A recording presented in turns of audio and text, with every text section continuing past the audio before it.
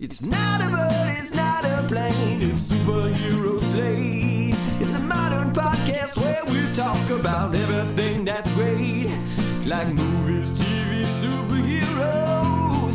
It's Superhero Slate. Oh yeah. Hello everyone and welcome to Superhero Slate, the show where we run down the latest superhero entertainment news. We love TV, movies, and superheroes, so let's talk it all out. My name is Chris Dillard. And my name is Mike Royer. And this week we're looking at the new Captain America suit. Dun dun dun. We're squinting though. We're squinting to look at it. It is. What do you say? Telephoto lens season. They are back in, and we're gonna be using those to our advantage. Disney Plus drops it like it's hot. We're going to talk about this. Means this is a double entendre, Mike, if you will. Yes, there's like, two ways. Both definitions, yes. Of yes, hot. and dropping in a good way, and dropping in a bad way. So, Mortal Kombat fights his way back into the news. Nothing on that one. Okay, thank you. Appreciate it. That's all you. Yeah. Okay. Thank you. And more. So sorry to leave you hanging. Damn. I just kept thinking about. Chris is in a really funny scenario right now, which he's been bringing up to me the last couple weeks, and I just wanted to talk about it on his behalf because I just find it really funny. Little inside baseball. Now that we've hit the summer months, yes. Chris seems to be mowing his lawn just before we record the podcast. So I think that's like good atmosphere for people to imagine when they're listening to you. They can smell the fresh cut grass clippings. You might be a little dewy from being outside. He's recording in his cool basement, so it's like refreshing for him. I got a tank top on and shorts, but I usually try to rinse off before I get in here. But you still got that summer sweat, right? That heat's still on your body when I'm getting down here. And like in true like homeowner fashion, Chris is always like competing with the Joneses next door of who gets to the yard first, which is so funny to me as somebody that like would love a yard one day but don't have one currently. I do love how it's really just peer pressure or neighborhood pressure to like cut your lawn. I feel like if there was like an alien infestation, like a mind hive, and we just like turned off the parts of our brain that wanted to like compete over lawns, people just wouldn't mow them anymore. Like there's like a couple like families right in every neighborhood that like actually use the lawn to all of its surface area, but like most of the time it is just like we're just going to make this look good.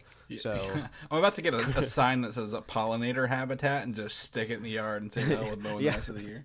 Exactly. But the best part about this all is, yes, there are double standards out there for genders out there in the world. So we're not going to litigate what is or isn't good or bad about being a gender. But I do find it really funny that apparently Chris has teenage girl neighbors that often like to come out in the summer in their bikinis, and I'm sure their high school letter jackets aren't far by, and they're like sunning out by the pool, and Chris has to do his best just to like. I try to not do this at the. I don't want to be the creepy neighbor who's always mowing when they're out by the pool. I'm like, I try to like pick a different time every week. I'm going to mow in the morning. All right, mow in the afternoon. It never fails. Someone is always out there. I'm like, I'm not trying to bother you. I'm not trying to be out here at the same time, but I can't stop mowing halfway through.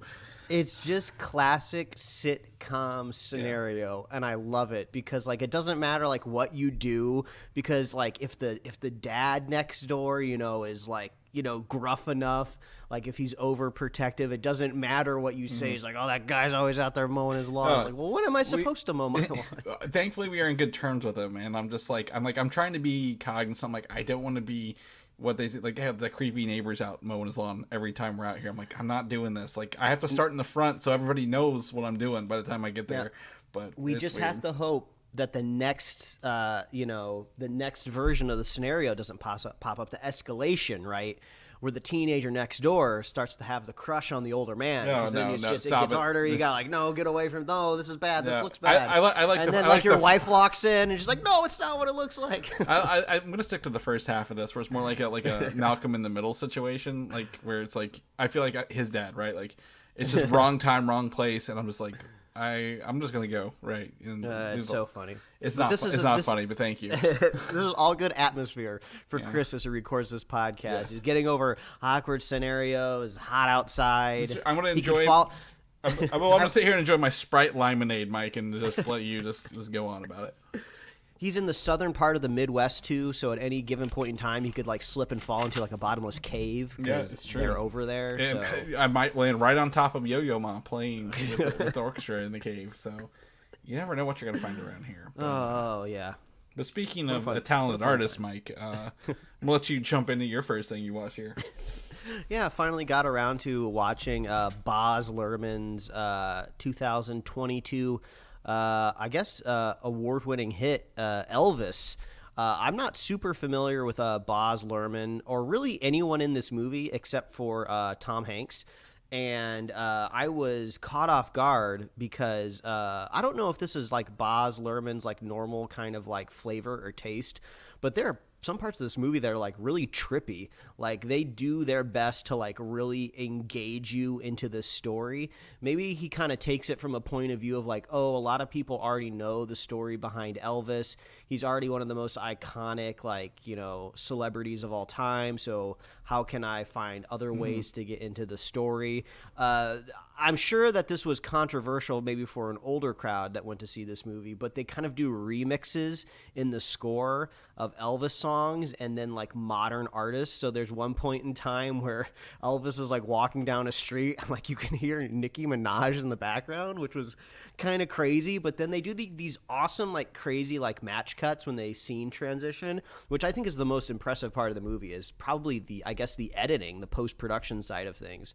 But Tom Hanks absolutely like disappears into the role. It's like pretty amazing. It's like the first time I think I've ever seen Hanks in a movie where I forget it's him. You know, talk about like iconic, you know, celebrities. Tom Hanks is one as well, and you can always just like, oh, I'm watching Tom Hanks. He's a great actor, right? But sometimes it's kind of hard to separate the fame from like the role. But like maybe it's the fat bodysuit that he wears when he's like playing Elvis's manager / agent. But yeah, man, he did a great job. It was amazing. But yeah, I wasn't expecting so much like flair and like intensity to like just the stylization of the movie. You know, I think also now, since there's been like just so many iconic biopics made recently and just over the years, they almost always kind of follow like a formula, right? Because it seems all of these famous people seem to retread the same historic points in their careers. There's always drugs, there's always downfall, like there's always some like shitty business person that's like stealing your money, right? It just always goes along this, and then it's always like a coin flip, right? If it's like a happy ending or a sad ending for the character. So yeah, overall it was pretty interesting, and I'd recommend it. I mean, if you got HBO Max / Max this week, yeah, this is one of our topics what we're going to be talking about. Yeah, it's streaming over there, so I'd check it out. It's a little long. It's like 2 hours and 20 minutes, so you got to dedicate a little bit of time to it. One of those movies where like if you pause it where you think you're close to the end, like, you know, to go to the bathroom or get a drink, and then you look at the play scrub and you're just like, oh god, there's a lot of this movie still left. So, but yeah, I don't, have you seen it, Chris? No, it's on the to-do list, but I did know it was like a time commitment, right? I'm like, I want to sit down and make sure I have the time set aside to watch it. For that. So, I mean, they do a good job of getting into the story quickly. Like, you would think it would have been a longer setup to get Elvis to be famous and successful, but he's pretty much an icon by the end of like the first act of the movie. So at least you really get into like the meat of it. Mm-hmm. I'm just looking up Baz Luhrmann's history because he's a familiar name, but I've just really haven't seen anything that he's done. He's primarily been I wasn't expecting his credits to primarily be writing. It looks like he did Moulin Rouge, Romeo plus Juliet. Oh, okay, now all of the stylization is starting to like. He's a very eccentric fellow, if you will, from my understanding. Oh wait, just kidding. He has a lot of directing on here. The way IMDb just kind of separated things. Correct me. Did he do The Great Gatsby? Is that the other one? Yes. Okay. Mm-hmm. I think it was his last movie, maybe. So yeah, I'm not surprised, with that. But yeah, absolutely. So That's fun. And then you're also revisiting another show, it looks like, here on based on this list. Something I've never seen before but decided to dive into. And I didn't realize it was an HBO show. I just kind of always coded it in my head as like a Showtime or like maybe even like a Cinemax type of thing. But it's got the HBO bumper at the front of it, and I'm weirdly enough watching it on Hulu, which that doesn't make any sense to me. But True Blood, I'm only a couple episodes into the series that ran almost the exact same time that Breaking Bad ran. So it's a show kind of out of that iconic age of television. And I would say it's fun, right? It's definitely dramatic. It's about vampires, but I was caught off guard on the plot. I had no idea what I was getting into. I knew it had vampires involved, but like it hits the ground running right at the opening, and it's about like, oh, vampires have come out of the shadows and they're trying to be political and pass like a vampire kind of not registration act, but I think that's actually what they do call it in the show, but like equal rights for vampires type of situation. So I thought like that was kind of an interesting take that I hadn't seen on vampires before, and this came out in 2008, so I guess nobody's really tackled something exactly like it before. So I was like, oh, this is interesting. They've made like a synthetic blood, not unlike Morbius. It made me think of Morbius. So now vampires can like live in peace amongst the humans because they can just drink this synthetic blood that was just invented. So I don't know, it's interesting seeing Anna Paquin again, right? You know, her more iconically known as Rogue from the original run of the X-Men, and then get to see her again, and probably what she's probably more well known for people that watch True Blood, because she's like a main character, and I assume she's been in every episode, you know, for, let's see here, 2008 to 2014, for like 6 years. So, yeah, interesting to revisit Anna Paquin. So, if you're just – it's funny, too, because it feels very kind of like late 2010s in a way, like that kind of vibe of like we're serious, but we're also being like edgy, but things are also kind of like campy and corny. If you're looking for that cross-section, it really hits well. I always get this confused with Vampire Diaries, because like there was like that big vampire boom right there between this, Twilight, Vampire Diaries, and everything else for a while. Yeah. I don't know anything about Vampire Diaries, but I think that's kind of – I feel like that's more like teenage bent to me almost in a way, but I haven't seen it. I'm obviously no vampire expert if I'm just getting around to True Blood now in the year 2023. But it's on Hulu, weirdly enough. It could be on HBO. I don't know what kind of deal it has on there, but go check it out for some fun vampire stuff. Okay, all right. I'm gonna flip that and kind of lean into the big movie this weekend. It's Fast X, right? Fast 10. Mm-hmm. Your seatbelts is what I'm calling it. You get it? Fast 10. Yeah, anyway. Well, there are seatbelts that do make an X as you put them on, depending on what kind of car you're in. I don't know if anyone wears seatbelts in these movies, Mike. I never really stopped to look because I don't. Again, there are cars occasionally, but we are 2 movies behind in the Fast franchise. My wife and I.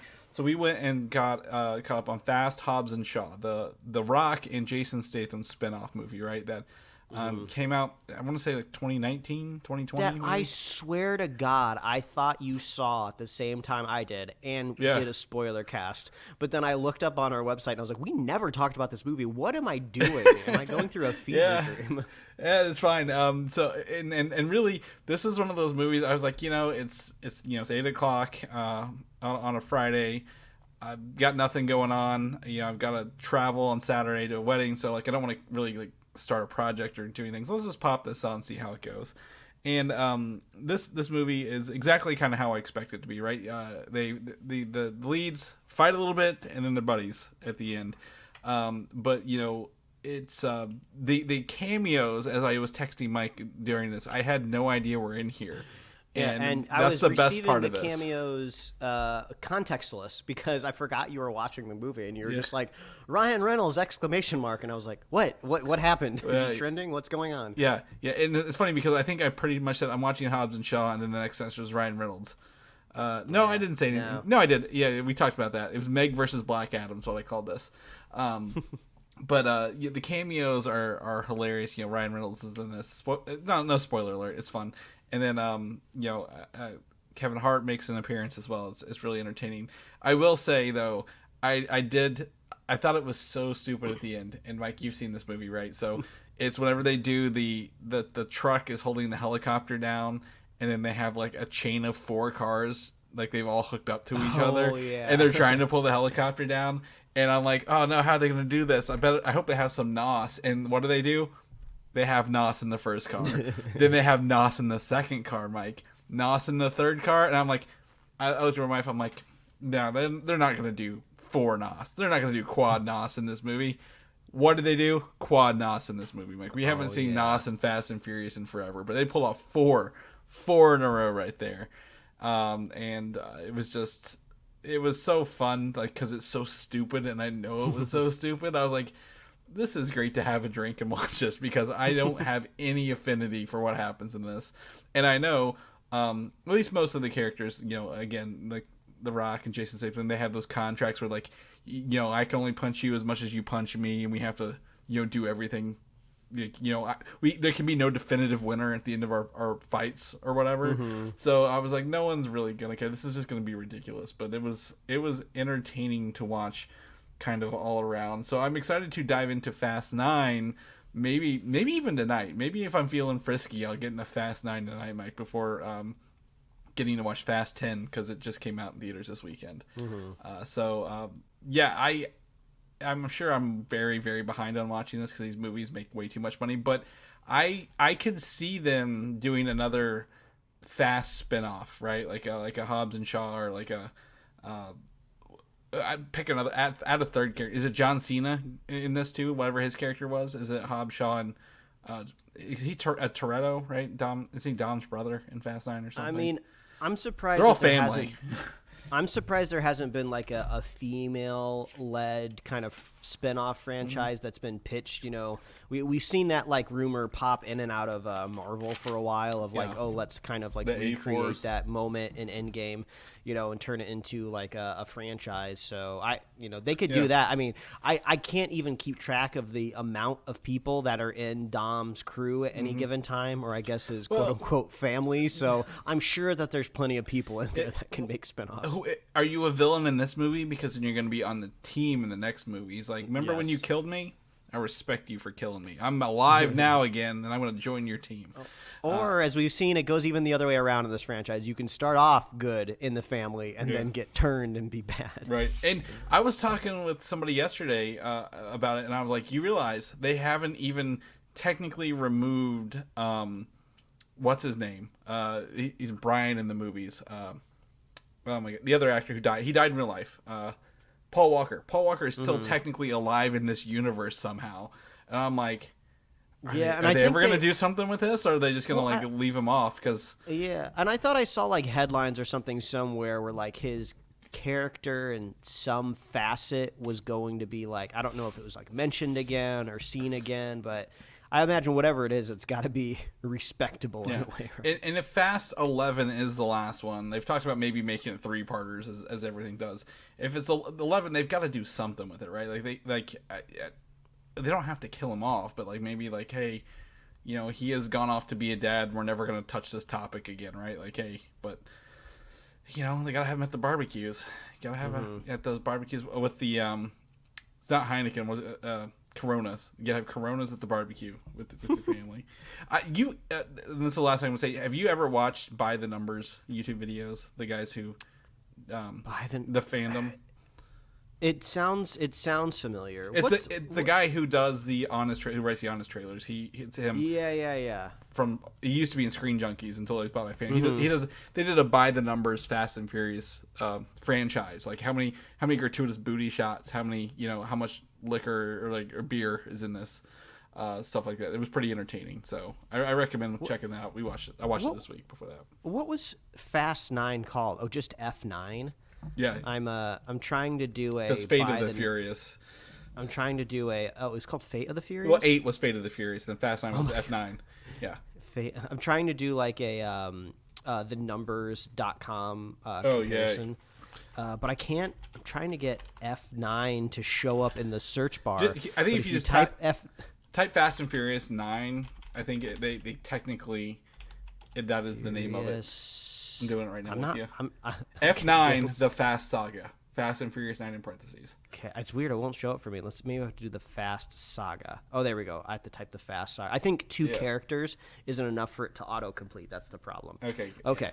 So Fast X, I'm looking at the green line. It looks like it's trending the same as F9 right now. I'm just trying to see, like, box office wise, like, theoretically, is there a box office number that they reach that unlocks the third part 3, of Fast X? This franchise will never be done. I don't care how many times they tell us, it will never be done, right? There will always be more. There will always be another one.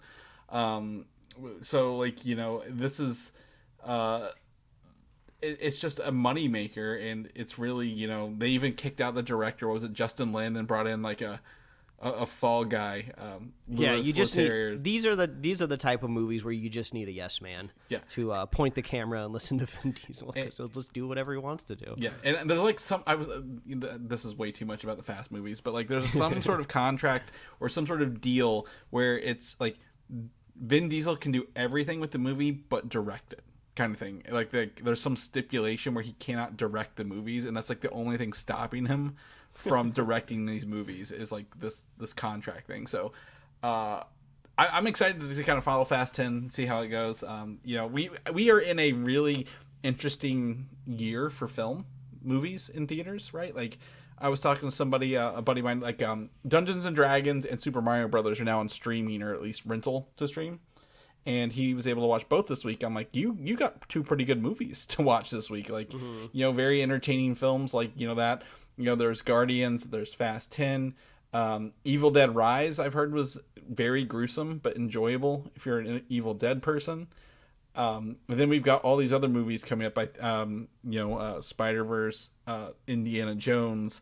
There's like something like we talk about every week in June. The Flash soon. Yeah.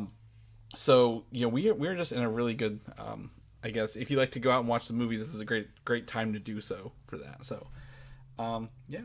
But, okay, we'll get off fast. We're going to jump into actual news here. Sorry, folks. We dove down a rabbit hole. So let's jump into Shazam, Fury of the Gods, Mike. That movie, I forgot that even existed until this week. It will be dropping on streaming on May 23rd on the newly renamed Max service. So when it renames on Max on Tuesday, it will Shazam Fury of the Gods will be on there. So if you were able to not watch it or didn't want to watch it and currently have a Max subscription, you'll be able to watch it on Tuesday on streaming. So you got to be able to premiere with something, because I don't think there's a whole... Because, like, it's crazy. There's a lot of their biggest show, Succession, I think is going to be ending. Well, I guess they're timing this just right, where you'll be able to watch the very last episode of Succession, the series finale, on the Max platform. You'll have to swap over, and that's going to be all their numbers right there. Yeah, exactly. They have a release date for June, like all the content coming in June. There's a lot of like classic movies on there, and I was kind of impressed with that. But we'll talk about another movie coming to Max in June as well. But so Max has some actual movies coming to it. Looks like they're licensing, so I'm excited to check it out. But Shazam: Fury of the Gods, if you didn't catch it, want to watch it in the safety of your own home, feel free to do so. Starting Tuesday on Max. On the flip side, I got my Ant-Man and the Wasp: Quantumania Steelbook in, Mike, and with that, it dropped on Disney Plus the same day the physical release came out this week. So if you've not caught Ant-Man and the Wasp: Quantumania, you can catch it on Disney Plus, and that includes the IMAX version. So don't forget, most of these Marvel movies have an IMAX version when you go and click additional details or something on the menu. So you can catch it on there. Did you get a like a popcorn, like a fancy popcorn bucket for Quantumania? I don't remember. Yeah, I have the helmet. It's the helmet, remember? Yeah, that's right. Yeah, this was just my segue to bring it back to Fast and the Furious. Because I sent Mike the Fast and Furious popcorn bucket, which is essentially it's Dom's black card that flips up, like the whole thing in half, folds in half, and you put the popcorn in it, kind of thing. The best part about this was it was just a square like JPEG like showing up in my iMessage. And, I think I had just woken up, so I had to, like, zoom in on the picture, and I'm scrolling from left to right. So I just see, like, a photo of, like, a car. I'm just like, okay, what is this? Is this, like, Robbie Reyes's, like, Ghost Rider car? We're getting, like, a first look at it from a toy run or something. And then like I keep scrolling over, and then I see like, oh, it's like something from Fast and the Furious. Like, why is Chris sending me this? And then I get all the way to the right of the picture, and then I see it's like opened up like a clamshell, and there's like popcorn in there. Yeah, so funny. Would that make it a convertible technically? The way this works. At this point, I find these things so silly. There's a part of me that almost wants to start collecting them, even if I don't care about the movie franchise, because it's just like somebody in a room is just like, there's this movie. It's funny, I say this movie X is coming out, and I usually use X as a placeholder, but in this case it works for the movie. There's this movie coming out, XYZ, and I need to make a popcorn bucket from it. Select any object from inside the movie and cut it in half and turn it into a bucket. It's so funny to me. I didn't get the Guardians because I didn't care for like their designs and pricing on them for Guardians, but like some of them are pretty cool, and I think just eating your popcorn out of Ant-Man's head, like it's like a brain, is kind of entertaining to me. It's also like a somewhat affordable way to kind of get like a 3D like prop from the movie, right? Like if you were gonna get like, you know, like a licensed merchandise of like one of Ant-Man's helmet, you know, it would be like kind of expensive, right? Because they want to make it so like it's nice and you can put it on. But if you just want something like silly that you can just like throw on like a shelf at your office or something like that, like these popcorn buckets are like what, like maybe like $25 or something. Yeah, they're 25, and they usually come with popcorn that you don't have to put in the container. You can just like they'll give you a bucket of popcorn with it. I'm like, thank you, this is nice. I don't have to clean this out later. So. We've been making a progress. I wouldn't say progress. Like we're collecting again popcorn buckets that are cool. We're gonna put them on the little floating shelves in the movie room that we have in our basement. So, but I'm not gonna buy this car, Mike. That car looks it's cool, but I don't need the car. But that's fine. So, anyway, the Wasp. Anyway, back to that. It's on Disney Plus. So if you haven't caught that, you've got some watching to do this week as you guys get ready for your Memorial Day next weekend. So, ta-da. Unless you're out grilling and hanging by the pool, do that instead. That's pretty solid. Let's shift gears into Captain America: New World Order. Mike, this movie is out filming. I thought it was not filming because of the writer's strike, but apparently they're out filming. First things first, we have Anthony Mackie through a telephoto lens. There is so much grain in this image. I mean, you can probably, you just squint. You got to squint, like you said earlier, from distance. But you can see a darker, like more like Captain America: The Winter Soldier outfit on him than the white one he had. That's the vibe I got right now. And if you are listening and not looking at this photo, this is a extremely long telephoto lens, as Chris was saying, by the grain. And it's Anthony Mackie standing behind what I would assume is like an airplane wing. It looks like they're on an airport, like a runway, doesn't it? Yeah. Yeah, but like an airplane wing like that, low to the ground. He's either up on a platform or it's like a smaller plane, but like the airplane steps are also folded out too. So I don't know, there might be some like forced perspective going on here, but essentially you can only see him from like nipples up and then like groin down to the knees. So like we don't have a lot to go off of, but you can see a little bit of the shield there. Yeah. You can't see much of it. Knowing his original suit was like when we last saw him at the end of Falcon and Winter Soldier, it was almost too white. It was like very white base with like the blue highlights and red. This is completely opposite. This looks like literally he stole this off of Steve Rogers' like closet from the Winter Soldier. It's a dark blue. There's some red in his shoulders. It's got the star in the middle with the I guess the not wings, but like the air, like the lines coming off of it on his chest. Looks pretty solid. Looks pretty solid. Yeah.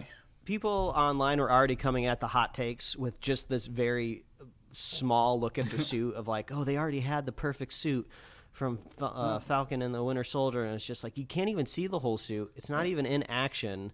Like, right. Well, and also like this happens every Marvel iteration. They always update the suit, which I think is cool. Like it's one of the few kind of like suspensions of disbelief that I give to superhero franchises, and I don't care what the franchise is, whether it's Marvel or DC. I just expect the costume department to update the costume every iteration, and then I just give myself like just my own little fun headcanon of like, oh, the character just updated the suit on their own in between movies or something like that. And like there's like this whole like conversation when we were just talking about Shazam, where like the director was like on Twitter trying to explain like why the suits had changed between like the first first movie and second movie, and why when they did the flashback to the first movie they updated the suits and stuff. And it's just like you don't even need to get that into it. Like I think audiences now are just trained. The suits will change, right? You don't have to canonically explain it. I mean, they kind of explain it a little bit with Iron Man, but he's always tinkering, so that makes sense. Yeah. He set up the iterations, right? Like Captain America, we didn't get the same suit from World War II that we did in modern day. Like obviously they're gonna change his suit after 70 years, but like for this, like obviously, and the same thing with again, I think Captain America movies, he's got a suit for different things, right? Like this Captain America, his blue suit was more like a stealth suit, right, rather than his more red and white one. This looks, if he's wearing that white one around all day, that would be very uncomfortable, I feel, as like it's a superhero. his like, what do they say? I'm sure the armed services crowd would know better. It's his dress whites. yeah. To me, this is like his civilian clothes. Like, I'm still Captain America, but I don't have to be fancy. But that brings us to the next photo, which is another telephoto lens, even smaller.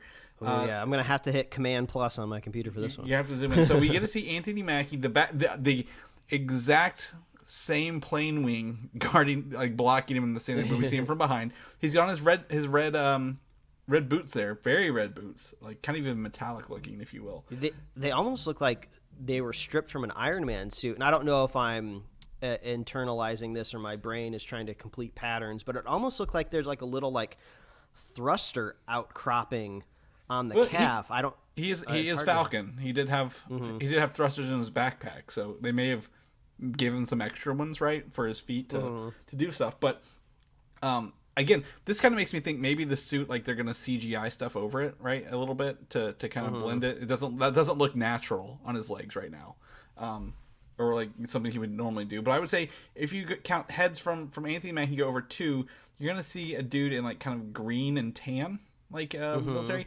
So this is the actor, I put it down here, Danny Ramirez, or maybe it's the character's name, Danny Ramirez. It's the guy from the Falcon Winter Soldier who helped Anthony Mackie find all the stuff, right? His buddy who was like, hey, can I wear your Falcon suit? And he's like, no.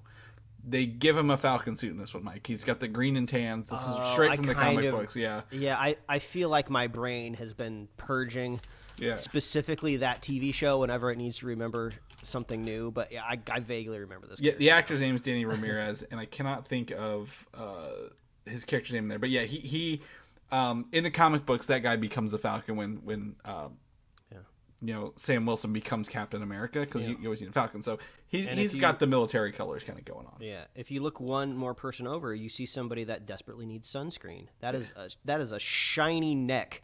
that you see. Is that me? So they're shooting outdoors if you need. Yeah, exactly. Yeah, I don't know. This person looks like they're pretty tan, Chris. I don't know if that's possible for you. Wow, thank you. I've been sitting in the sun all week. Thank you, Mike. Hey, I mean, you don't know what freckles I have on my skin right now. I mean, I shouldn't be judging. I also do not actively cannot tan. We're house cats. We know what we are. And then lastly, the last photos. We have 3 photos. If you're in our show notes, you can click on these links. Check out the image. Or no, this is actually a video of Anthony Mackie on set. And it looks like he's at that plane wing, right? Same place. But he's in regular civilian clothes. This isn't even the suit we just talked about. And 2 other people. One of them, the taller man in the suit, is WWE actor, wrestler Seth Rollins. I don't know if you're familiar with him or not. If you scroll down, you're going to see him. I think he's like, you're going to see him in wrestling with like long hair if you scroll down. Oh, I see. Yeah. He's got like a man bun. Yeah. He's got long hair. So he is apparently looks like, literally from these outfits, playing someone in the Serpent Society, right? Like those look like Snake. The Serpent Society already sounds like a wrestling thing. Right. Like... yeah. They're hitting him with the little snake eyes. But this makes me think, obviously in this, if you watch this video, I should turn the sound off while I'm talking. There's something in between them. They're filming it, and it it flies off right in a random direction, and they have to run after it. Who knows what it is? I have no idea. But do you think that maybe the Captain America suit for Anthony Mackie does an Iron Man thing where it appears over, like Black Panther appears over him, and because this looks like the same scene literally from the other photos. I mean, well, I'm still trying to find in this video where is Anthony Mackie? He's the guy in the blue jacket. That's Anthony Mackie in the blue jacket. It's a stand-in, isn't it? Is it a stand-in? It could be a stand-in, I suppose. Yeah, that could be a possibility, but it does not look like the same human being as Anthony Mackie. I think Anthony Mackie's taller, or like either that wrestling guy. That wrestling guy is really big. He's a really big guy. So, but yeah, like again, I think it's an Anthony Mackie stand-in for sure. But we could be wrong. But I think possibly that they end up putting it on him, like a suit comes on over him, if you will. I will use this moment, since we're talking about suits, kind of power sets. If not, I would just love in this movie. I just need anyone to acknowledge that Falcon, Anthony Mackie, is not super powered in any way, right? I just want it stated that even if it's in a positive light of like he's fighting an uphill battle, so he's going to need help or something like that, all he has is the suit, because like I'm still getting over the fact that like they just kind of plop him in as a 1-to-1 replacement for Captain America, when one of the most iconic things about Captain America is he went through the super soldier serum, right? That's what made him like I know holistically you say, no, it's the person that made him the hero, but like the power set is what made him effective. Well, so it made him viable. And I think it will. Like, honestly, I don't think they won't, because you have literally, again, they're bringing most of the Incredible Hulk cast into this, right? Remember, Betsy Ross is there. They've recast General Ross with Harrison Ford, and the leader, played by Tim Blake Nelson, is going to be in here. And Tim Blake Nelson, aren't they bringing the guy back from Falcon and the Winter Soldier 2 that like was the kind of excommunicated soldier from like the Korean War or something, and like he couldn't have been like the essentially the super soldier guy who like they just kind of threw away, right? Exactly. So he should be in there. Isaiah Bradley, I think is his name, is the comic book name. But and then you have the leader, right? Who, if you remember from the Incredible Hulk, General Ross was trying to recreate the super soldier serum for the Abomination, right? And then they have I guess the leader. So my guess is they're trying to recreate it again. But like that was the whole point of Falcon Winter Soldier was like he's like, I don't need to take the serum to do this, right? Just give me your vibranium suit. But like the big thing that again, to add another layer into this is the hunt for adamantium. So I'm excited to kind of see what this is. There's a lot of moving pieces in this movie, Mike, and a lot of famous people. I'm like, I really want to see what's kind of going on and kind of get a synopsis, if you will, for it. But they're out filming, they're out doing stuff. So hopefully we'll get to see some more of this stuff later. I know Harrison Ford is out doing Indiana Jones stuff, so we'll talk about that down the list a little bit more. But yeah, hopefully we'll see some more. The other thing this morning, right before we start recording, a Secret Invasion trailer dropped. And as you should, Mike, you asked, hey, is there a sporting event for this that's tied to this? No, it's just it is a Sunday after all. Yeah, it was just like a noon on a Sunday kind of thing. So this trailer was again, Secret Invasion has a really cool mood to it, right? Like really like a spy thriller. You don't know who it is. Why is Nick Fury the most wanted man after he's technically been out in space? What's going on? Who is really a Skrull at the end of the day? And what's going on? I'm really excited to watch this.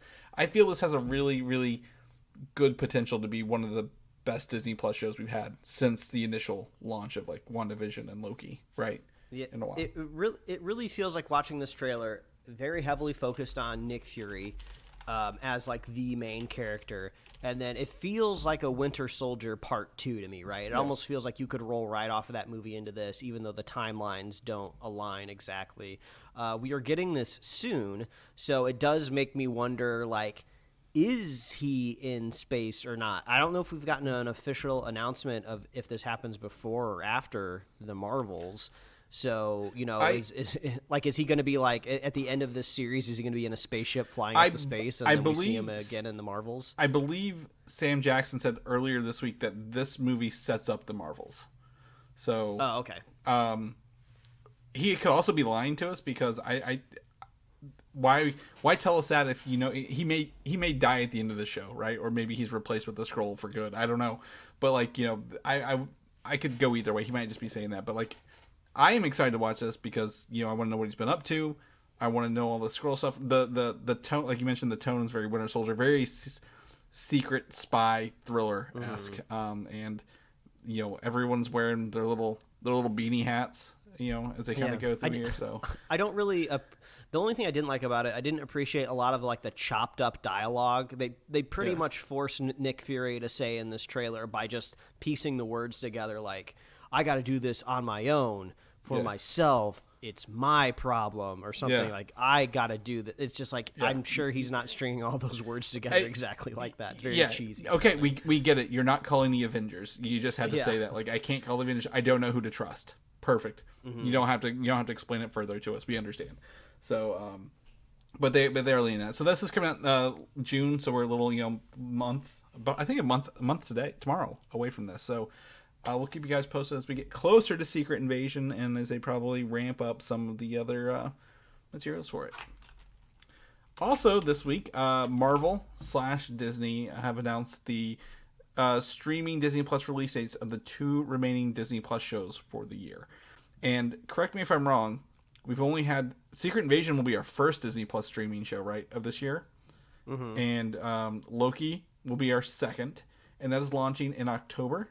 So this is I don't have the exact dates pulled up. Marvel streaming because Mando would have right. Yeah, I'm sorry. Yeah. Marvel on Disney Plus. So the only Marvel on Disney Plus we've had thus far will be Secret Invasion. Loki starts October 6th and runs for I believe 6 weeks. I believe is the number of episodes for this, and the interesting thing about October 6th, it goes back to Fridays. They're putting the shows back on Fridays, starting with Loki. So I don't know if maybe they saw. I don't understand their logic between what days they're doing. Maybe they see more pickup over a weekend, right? It's got to be analytics related, I would assume. Yeah. They saw or good on Wednesdays for some. Like, move them all to Wednesday. Well, you can't maintain that over that. So this will be back on Fridays, and apparently, according to some reports, is that this will quote unquote clear up Jonathan Majors' future as Kang when the show is done. Wouldn't it be funny, the very first episode they call back to the scene at the end where they're looking at that big monolithic statue in that office of the TVA, and then they just totally digitally altered the likeness of Kang to something like, okay, that explains it. Loki sneezes and it becomes somebody else at the end of it. So I'm not really Kang, it doesn't matter to me. I'm excited to dive back into Loki, right? This is technically the first season 2 from a Marvel show on Disney Plus, so really, really excited to dive back in that. Tom Hiddleston has just been killing this role since 2011, right? Since he signed up, so I'm glad they keep bringing him back somehow. He's died every other movie he's been in, so they keep bringing him back in true comic fashion. The other side of this is Echo. The show Echo is coming on November 29th. And the difference here is all of the Echo episodes will drop on that day, November 29th, which I believe, correct me if I'm wrong, Mike, is the Friday after Thanksgiving. I'm going to pull that up, go through the months here. Yeah, it kind of seems like it. Yeah, November. No, Thanksgiving's the 23rd. This is the week after. So that is actually also on a Wednesday. So they've gone back to Wednesday for the Echo and dropping it for all the episodes after this. Now, there are a couple things here. I've seen, people like, oh, this means the quality's bad. This means it's awful. Could be. The other thing is there are contracts for these shows that they have to release them by the end of the year when they start production. First, you're familiar with these contracts, right? Like, hey, you signed up for the show, you have to release it by X, Y, or Z, or the producers get, penalty payments or whatever kind of thing. So, and then I was also reading more into this. Apparently, Hollywood sees silence/shutdown for most of December for shows and news and releases. So, is that, since you're out there, do you feel that that's true as well? Like, December is kind of like a it's slow. Yeah, things usually don't pick back up until like mid-January. Sometimes even like Martin Luther King Day, the very next year, when things, I would say, full steam get back going. But that, I feel like that really shouldn't be affecting the release of something that is completed. I think the contractual thing makes a little bit more sense, right? Yeah. And if Echo really is rooted in the MCU, and it has to air maybe after Loki for some reason. Like, because why wouldn't you maybe just throw Loki maybe at the end of the summer or something like that, right? No. Maybe and lead up to Loki. There must be something in there narratively that they have to do before. So, but I mean, all I can say is, like, I can't imagine there is a big appetite out there right now for the character of Echo. I'm not saying that the show is bad or the leads in the show are not maybe famous in their own right with people that have seen them in other things, right? But the character, like, almost is meaningless to the MCU at this point in time. I don't think there's been a big cultural impact from the Hawkeye TV show, really, maybe even outside of, like, Rogers, which was just like a gimmick in the background of one episode's. And then, I mean, Haley Steinfeld herself, is popular, but, like, that show didn't really have as much as an impact as I thought it would have. The events of the show really haven't come to fruition really in any given way. Well, so I just don't think people are on their edge of their seat waiting to be like, oh my God, what happened to Echo? Yeah. So Echo was always a weird choice to spin off, right? Like, of all the ones, like, knowing that Daredevil Born Again is coming, and, like, Daredevil's in She-Hulk, Kingpin was in Hawkeye. Echo is very interesting, and from what I understand is Daredevil will appear in this show, and possibly the Kingpin as well. So my guess is it's a stepping stone into Born Again, but as you mentioned, we've not really had a lot of content since Hawkeye, right? To be on this ground level to talk about this. I mean, She-Hulk had, again, Daredevil a little bit, but he wasn't in Echo. It was just the Kingpin, right? So we're not seeing those results, like you mentioned, quickly or fast. I mean, it could be beneficial, because if this is like a character itself that maybe is not going to draw a lot of people to the streaming service to watch it, this will be the first time, Chris, you and I both will be able to binge a Marvel series all at once, because we are always, we try to keep up to date and watch them the second they come out so we avoid spoilers. This will be our first experience watching an all-in-one narrative, and maybe that works out really, really well with this character, because, if they don't start off like super strong, hitting the ground running, right, less likely to tune in the following week, right? Yeah, exactly. You're not getting the news, and if Daredevil's in this, like he's rumored to be, and possibly Kingpin, they want that news. If the theory is he's in episode 2. If he's not in episode 1, and you're not going to come back for 2 if Daredevil's in it, right? So the binge model works in this situation to get everyone hyped and talking about, oh, did you see Daredevil appearance? No, well, I'm going to go watch the show real fast, and get through it. I think the other thing kind of with this is, I don't know no one knows how many episodes there are. Is it 4? Is it 6? Is it 8? If it's 4 episodes, it's going to be interesting. They've not done a 4-episode show before. And maybe the binge model kind of lets them set up the shows how they want them to be, right? Like, hey, we've got 6 episodes of content, but it cuts better into 4 episodes, just a little longer. Yeah, I mean, my assumption is, though, they did not know it was going to be binge when they were shooting and editing it, and it just happens to be releasing this way. So I would expect kind of like cliffhangers at the end of episodes that get you to come back, next week. But you don't have to wait. Well, absolutely. But at the same time, like, if they have to, maybe like, hey, we've got 6 episodes, but we got some fluff. Maybe we can cut it down to 5. Let's do 5. They have time between now and November to edit, rather than try to, film new stuff and put it in there. So could be, but we don't know yet. We'll tell you more. But these are the 2 shows Loki and Echo will be dropping later this year. So Marvel will have the 3 TV shows, I guess, on Disney Plus by the end of the year, starting with, again, Secret Invasion, Loki, and Echo. The other show that's filming currently right now is Agatha, Coven of Chaos, which we know very little about. We just know it has to deal with Agatha Harkness from the WandaVision, so another spinoff from that, including Vision Quest. But Aubrey Plaza shared a photo on her Snapchat this week showing a chair, or I guess a something from this show called the Darkhold Diaries, Mike. And I sent this to you right away because it is the weirdest thing I've seen in a while coming off of this stuff. And it looks to be, again, it's got Marvel and in the Marvel Studios in the Disney font. This is the Darkhold Diaries in like the Princess Diaries logo. Yes, this is 100% a not ripoff, but a parody. It is an homage, a parody to the Princess Diaries logo, almost like 1-to-1 in a way. So it's got to be intentional. And this is interesting because this is something I have not thought of before. I thought the kind of storytelling device that they used in WandaVision was very much rooted in like Wanda's past trauma of being exploded kind of next to a television with like a Tony Stark bomb. So I'm curious how they if this is the direction they're going and they do like fun parodies like this, I'm totally down for because I love that idea. But I'm curious how you put that into the narrative of Agatha, right? When she was a kid, there was no such thing as a missile or television. She was, in Salem back in the, during the witch trials. So I'm sure they can find a way. I just don't know what it is. Well, my theory would be that this may be a remnant of Wanda's spell on Agatha, or maybe this is the episode where she's under Wanda's spell, right?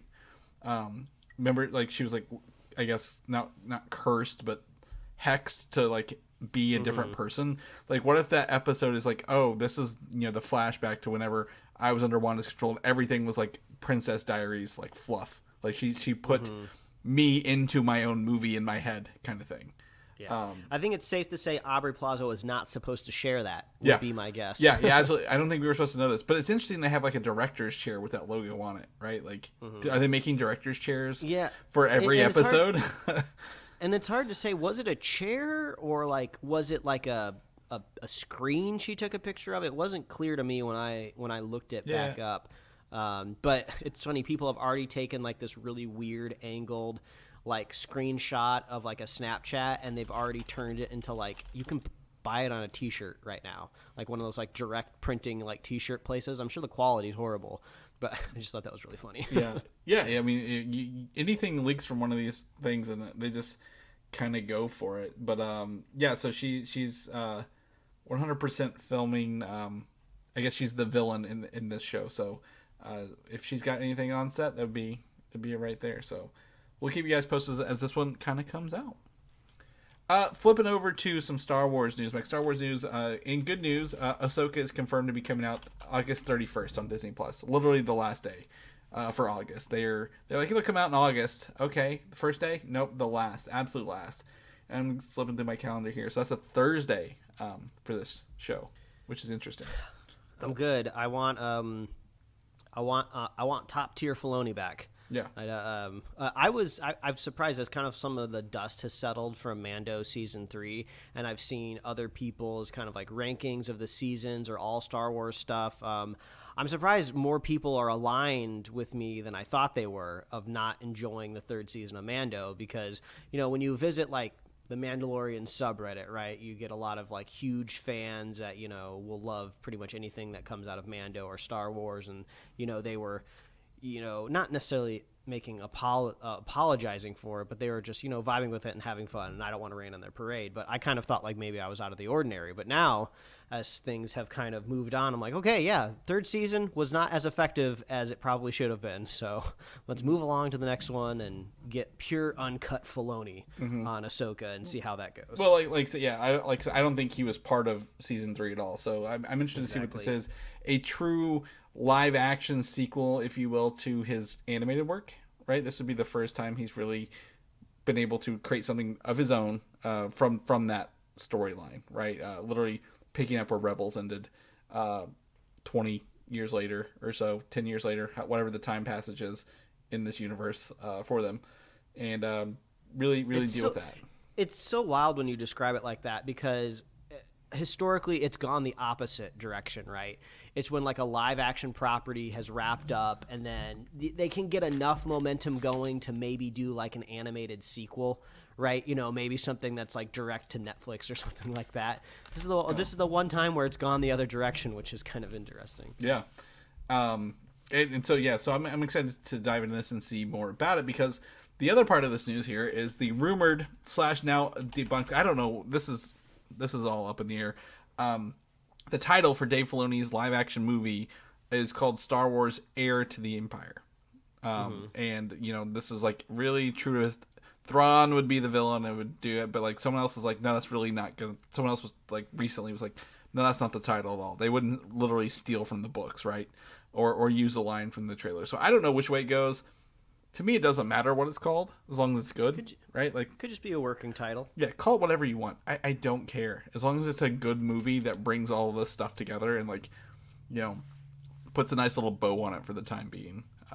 At the end of it. So yeah, Star Wars movie titles are cool though in a way, because I feel like all of the Disney Plus shows I think have like literally just been named after the character, right? Andor, Mandalorian, Book of Boba Fett, Ahsoka. I mean, you got like Skeleton Crew coming out, which could be the name of the crew, right? So that could literally be the name.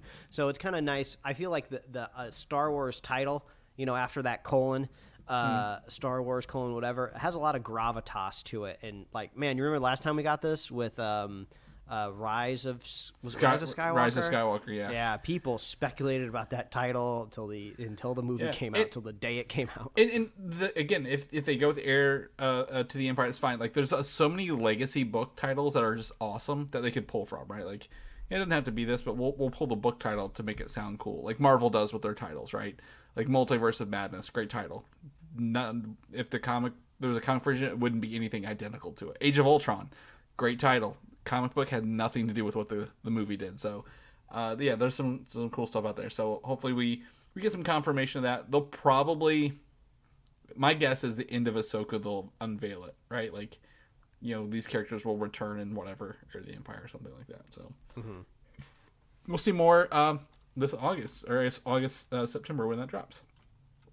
On the flip side of Star Wars, prepare to abandon a sinking ship, Mike, because the Galactic Star Cruiser event hotel experience at Disney World is shutting down only after 18 months of operation. And while this sucks, crazy. I think this is great because that goes to show that this was an expensive venture, Mike. We priced it out just for funsies, right? Not even to... me and my wife were going to stay there just for funsies. This is an expensive event that is very unique, but... like, I don't want them to get the idea, like, we need to add more expensive, exclusive events and get rid of the affordable options to go to the parks. Yeah, so, there are some people that are kind of hoping that maybe they just kind of turn it into, like, a themed hotel that doesn't require, like, a whole, like, pomp and circumstance. If you could just, like, stay there and be, like, in Star Wars land, and then you just go to the park, no shows in the middle of it.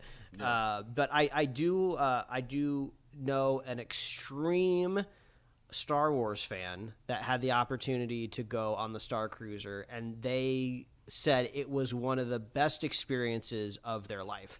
So and obviously the people that are going to pay this money to go to this are big Star Wars fans. So as far as I know, the people that do get the experience it is pretty amazing. It's very immersive. The actors that are like hired to be the personas on the ship, like they try to carry the story thread throughout your stay. So if they see you again, they do their best to like remember your name and talk about the events that happened last night. And they'll give you like secret like passes and tips to go do things of just like, oh, here, follow me. And you just kind of like wander. It's like this whole immersive experience. But yeah, the price tag, that is the hardest sell. And I do wonder, sometimes like, you can have as many like fancy accountants and analytics and marketing projections as possible, right? And I'm sure somewhere on paper at one point in time that price tag was exactly scientifically pinpointed as working, but the models don't always work. So yeah, unfortunately for some big Star Wars heads out there, I think you're running out of time. I think I saw a headline that said the October quote final voyage had already been booked. So maybe you can kind of find some spots in between the final voyage. They have not. They have stopped taking bookings to the end of this month to get everyone who has booked in there. But like they will open them back up through October. Like it is officially closing like in October. So there will be some ways to get in there. But I think again, like you said, it's not the quality of the experience. I don't think at all like this is a bad, like, oh, it's awful, so no one did it. It's just this is an entirely different level of going to a or like a holiday or like a theme park. That's at Holiday World. That's a local thing. Disney World. But I'm looking at, there's only 100 rooms in this resort, Mike. Like, there's only 100 rooms in this whole building, the Star Cruiser thing. And yes, of course you live there. But I also looked up that it was announced in not 2019, like maybe 2019. So my guess is, again, the state of the economy, the pandemic, everything else has like really made, like you mentioned early on, probably a great idea, but everything else has like been working against it since it was built and opened. What would be really cool is if this lived on as like a VR experience, right? If you could maybe officially licensed or fan made, like if you could just like be there like virtually, I think that could still be pretty cool. And then you could even amp it up even more. You can make it bigger because it's, it's all polygons, right? But yeah, it'd be cool if the story in some way could be preserved. Yeah. And honestly, great experience idea, great thing, but again, price tag's just...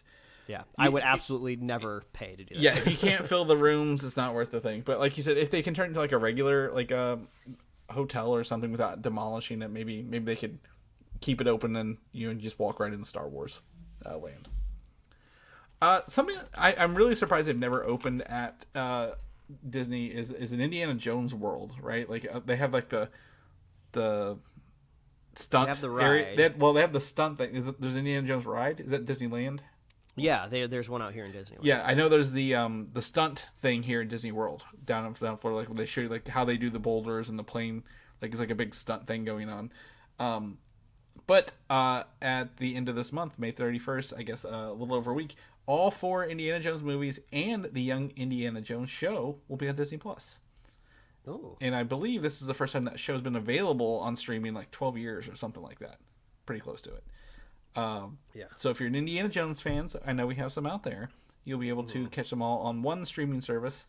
For that, my goal before the 5th movie comes out is to watch all these, right? So, I feel like those first 3 Indiana Jones movies have, in my opinion, kind of like transcended, I guess, like franchise in a way where like you consider like everything like IP.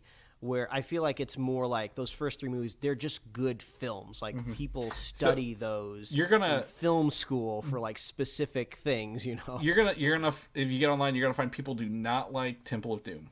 Like a lot of people recently, they're like, this movie is not that good. But because it was bookended by the first one and the third one, they're like, we've given it a pass. But I think it's fun to look at in a sense of, even like I was saying before with like film education, the circumstances of it. Like I think it was like Lucas like right off of his divorce or something. Well, like I think that. him and Spielberg were both going through divorces or something. Like it was. Yeah, they were both horrible. They were going through horrible situations, so they made a prequel and were just horrible to the people in the movie. Like when they wrote it. So I think that's just a fun data point, right? If you're really into that type of stuff of looking at it through that lens of just like how does just somebody's just personal life and just physical like emotions just affect a filmmaking process, right?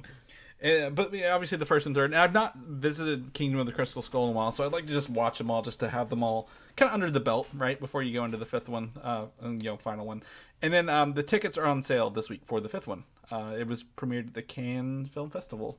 And so I was telling Mike earlier, if you want to not know anything about this movie, the entire plot is online somewhere. People have been posting. I've seen scrolled past some things. So I would start blocking your keywords and get ready to buy your tickets for this when it comes out in June next month.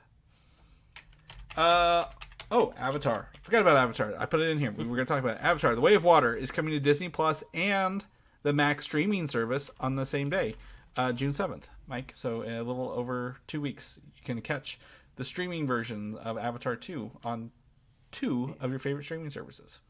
Well, I believe it was stated on like a Disney earnings call that this, was going to be a strategy for Disney moving forward of like, we're not going to hold on to all of our content, we'll license it out where it kind of fits accordingly. And this is a big license. This is going to bring in a lot of money to license this movie. Exactly. I saw, I don't know who the person was. I came across somebody that had a hot take online, and they were propositioning the losers of the streaming war and the winners of the streaming war right now. And they stated the loser was Paramount, Plus, and they were able to defend that with just numbers, right? How much money they've lost and so on. But the winner, I thought, interestingly, they stated was Sony, because Sony does not have a streaming service they have to worry about losing money on, and then they just sell their content to other streaming services, and even sell off their other streaming companies like Crunchyroll. They sold that for a ton of money. They're selling all of the Spider-Man movies on a license to Disney Plus that they'll, I don't know, 5 or 6 years be able to sell again to somebody else. Yes, exactly. So they stated that Sony is the winner because they don't have to deal with the debt of the streaming service on their ledger. So I think this is going to be more of a thing going forward. Just like how I said, I was watching True Blood at the top of the show on Hulu, right? When it was an HBO show. Now on HBO, you can watch Avatar, which is... you can't call it HBO. You just have to call it Max now, Mike. This is Discovery. Sorry. Zaslav was going to bust down my door. It's Disney Plus and Max. That's great. I think you're going to see a lot more cross-pollinating on content that people... They're not able to hold... Disney's it was earlier this week. They're removing a bunch of stuff that they own and was made for streaming, specifically Willow. It's not even been out for 6 months, Mike. The Willow TV show. We're removing it from streaming. Okay, well that shows you the flaws in this logic of streaming only kind of thing. Yeah, I do feel bad for especially with the writer strike going on. I see a lot of people kind of pouring out their soul into these movies, and just to have them stream or series and then get removed just a couple months later. So it's years of your life just kind of evaporated. Even though you can agree, if you look at the list of things being removed from Disney Plus, it's not super engaging stuff, right? There's a reason it's being removed, because they see it as it's not gonna... It's a negative somebody's cost. Somebody's not going to be so turned off by the idea that this is being removed and cancel their subscription. They're not taking the Marvel movies off of Disney Plus kind of thing. I just wish that there was a backup or something once Willow is removed, can you still go on iTunes, right, and buy the series digitally, right? Well, I'm not 100% sure. It's just, if there was just another option, I just don't want any media in general to ever just evaporate or be locked on a hard drive. It should always be available, because a lot of creative people worked really hard on it. Yeah, well, exactly, and it's just disappearing. Now, the other thing is we'll take this and license it to other streamers. So, I could see Willow showing up, or what is it called, Willow? The show? Yeah. Okay.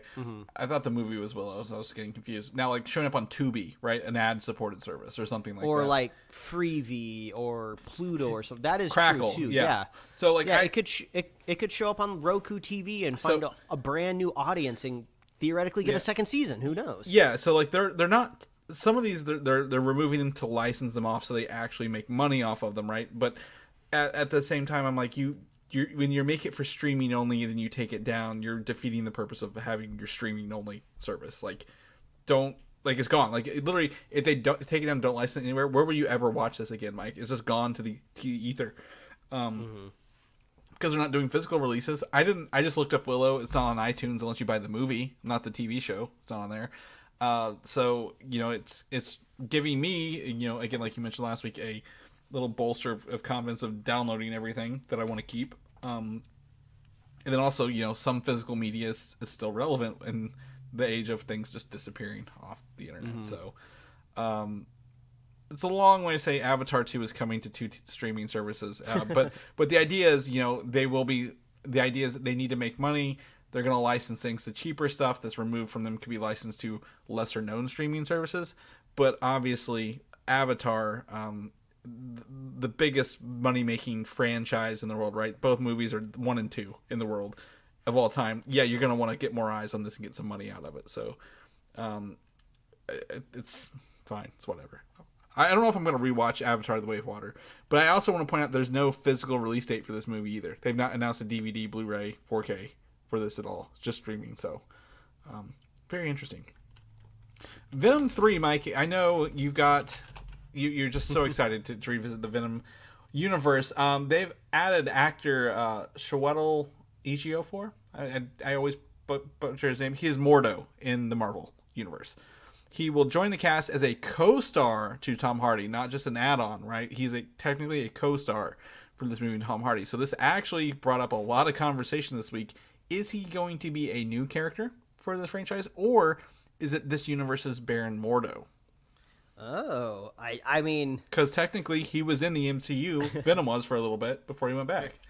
I mean, I feel like I've had like therapy sessions over this movie in this franchise. I feel like where I've come full circle in a way. I just wanted it gone and disappear, and I didn't want it to, affect my MCU. But now that I know it's not going anywhere and I can't get rid of it, I just want them the full send it. Yeah. Just go all in. Yes, absolutely. It is Baron Mordo. I want to see Venom fighting up against some magic. I want to see whatever they're going to throw at me. Please. I want to see more. I want to see more Morbius. It's so weird that I want that. I think Mordo is interesting because Doctor Strange and Spider-Man, right, had such a they palled around for 2 movies. A little bit. So having Mordo with Venom is very interesting if that's the case. I would 100% support this, right? Yes, give an alternate version of Mordo to Venom to hunt him down or work with him, whatever they have to do. Let's see magic and alien goo at the same time. Sign me up. Remind me, what happened to kind of our mainline universe's Mordo? Because I know we see another version. He's still alive in the movie universe somewhere. Okay, so he's out there. We just don't know. There was a cut scene, or like it wasn't even filmed. It was actually just storyboarded where Wanda kills Mordo first at the beginning of Multiverse of Madness. But they never released it, so they just had him. I kind of remember that. Yeah, they had him with the Illuminati on the other world. And it has been, and we've visually seen Mordo, the actor, that character, does exist in other universes. Yeah. So I think he's a great actor. I think it'd be great if they if they were like, hey, Marvel, can we borrow a character? Marvel's like, absolutely. Have some fun with Venom 3. Make a good one for once. We almost killed him anyway. Yeah. We had him for all of 10 seconds at a bar. So, I think it'd be cool, other than doing a character. On the other side of this, Across the Spider-Verse, everything's picking up for this movie, Mike. It is coming out in like 2 weeks. No, less than. Yeah, 2 weeks. So they're putting Miles and Spider-Man 2029 in Fortnite, so I guarantee you there's going to be a lot more cross-promotions. Maybe some energy drinks with them on there. I don't know. Like, get ready for the synergy for this movie to really kick into gear. I'm down to clown. I'm so excited for this movie. Everything else, I'm excited for. Like, I have so much hype to get and watch this movie finally. Yeah, see what's going on. Because they've already had at least one other Spider-Man in Fortnite, right? Yeah, I've the Tom Holland Spider-Man. I've got Spider-Gwen in Fortnite. I just unlocked part of this promotion is a Spider-Ham comes out of one of those little octagon portals and gives me a hammer to smash stuff with. So love it. Yeah, they've definitely done that. Venom and Carnage have both been in this game, so they're in it. So excited to have Miles. Speaking of video games, Mortal Kombat 2, the movie, Mike, this week confirmed that actress Tati Gabrielli from the Chilling Adventures of Sabrina will play the character Jade. Do you remember who Jade is? It's funny because my wife watched a little bit of this Chilling Adventures of Sabrina, so I'm familiar with the actress.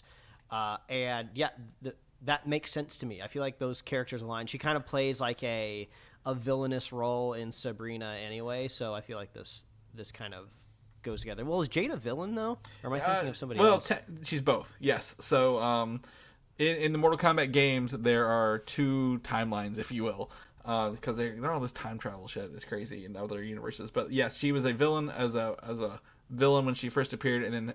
In another timeline, she is not a villain. So I 100% see them using the original timeline and making her a villain in this. She's obviously one of the fighters, one of the female fighters who has the green outfit, right? Because her name is Jade. So she'll definitely be having on the green outfit for that. The other part of this, on the flip side, is I don't have the trailer here, Mike. I don't know if you've seen it. I'll link it before we do it. I'm watching it right now as you talk. Okay, Mortal Kombat 1 was announced, and this is one of those situations where a team of executives named a video game rather than actually thinking about a good name for a video game. Because well, it's like once you get too high up in the numbers, they start to lose their impact. So you got to reroute and go back to 1. Yeah. See Xbox One. Yeah. As a similar route. Exactly, and I'm not down with any of these. So Mortal Kombat 1 is technically Mortal Kombat 13, because at the end of 12, Liu Kang is now the fire god powers. He has god powers. So in this one, he creates a new universe. And you get to pick whether you're good or bad in this, and there's fighting in it, obviously. So it's going to be it's coming out September. Mortal Kombat 1. It's got a lot of fighters, a lot of people we've seen before. But the biggest announcement, I think, was leaked to the Amazon listing, is that the DLC has already been announced for this.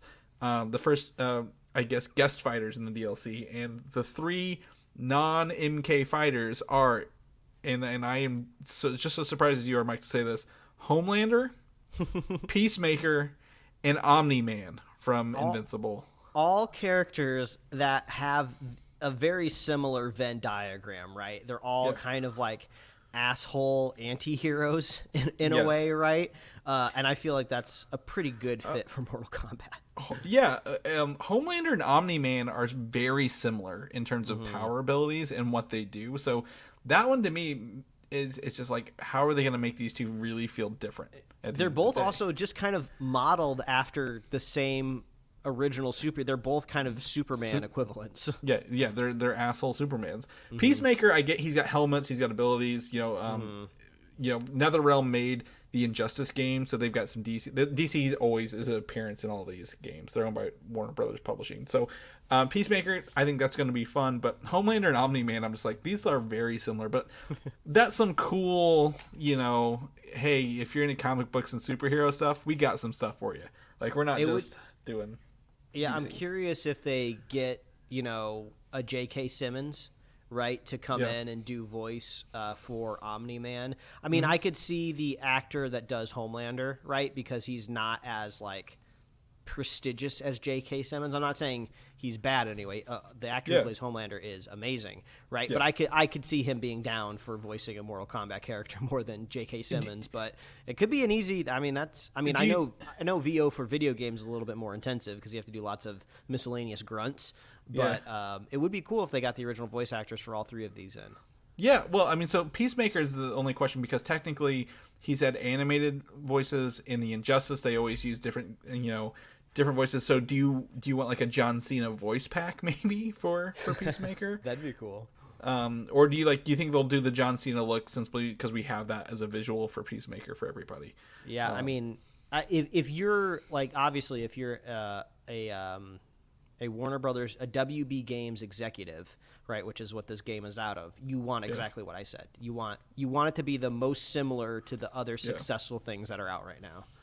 Right, exactly. And then what they did in the other one, they actually, I think, added skin packs for the Mortal Kombat movie, the first one, that you could buy and add in for the characters. But these 3 are very, very interesting. There's some other characters as well, they're Mortal Kombat staples, and I'm like, I don't really care about these. But these 3 really stuck out as they're going hard for super powered superheroes in this.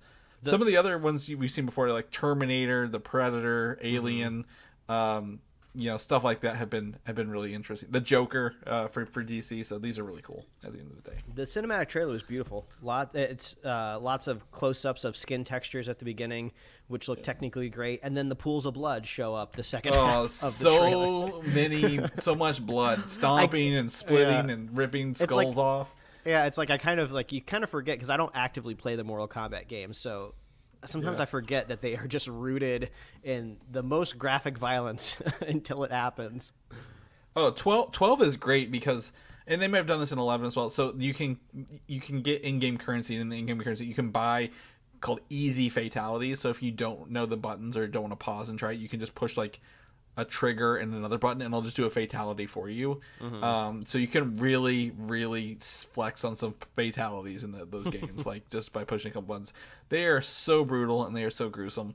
But again, obviously you get to see Liu Kang, Kung Lao, Scorpion, Sub-Zero, Shang Tsung. Looks like I'm excited to play this. These games are great. If you ever get a chance to catch Mortal Kombat, I think 10 was just called Mortal Kombat 11, 12. and their DLCs. 12 had a really good story DLC. I recommend them. I've been saying this for years, so absolutely think they're fun. So check those out. Mortal Kombat X was 10. It wasn't called Mortal. It was Mortal Kombat X because obviously X is 10 in everything you do, Mike. We just talked about Fast 10 at the top of the show. We're going to end with Fast 10 at the end of the show. So let's go ahead and get on with this, Mike. People know what you're doing, what you're up to. Where can they get you at, buddy? They can find me at Mike Royer Design on Instagram, Twitter, and TikTok, and you can read my webcomic at liferewardsrisk.com. Chris, if people want to catch up with you, where can they find you?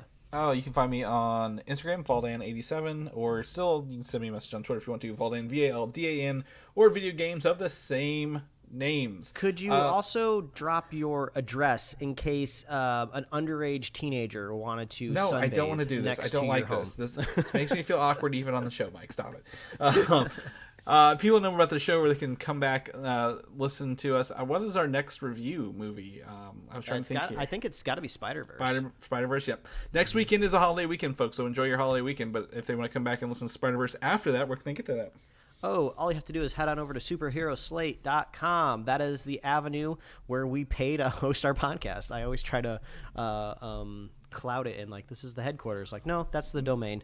That's where we host files. We spend money for you to listen to us, folks. Yeah. Let's not sugarcoat That's this, where all the That's where all the HTML is at superheroslate.com. You can find us on Apple Podcasts, YouTube, Spotify, wherever else you love to listen to find podcasts. Like us on Facebook, follow us on Twitter and Instagram. Get merch at superheroslate.com/store. We love hearing from you. Reach out. Let us know. Are you buying the next Mortal Kombat game? I don't know. Are you into all that blood? That's cool. Are you looking forward to Ahsoka because you weren't so positively chuffed on Mandalorian Season 3, let us know. And we love our super fans. So if you want to be a super fan of the show, all you have to do is share the show with a friend, share the show with a buddy, and we'll be here every week, folks. That's right. We'll catch you next week. Bye. Thanks for listening, and don't forget to subscribe.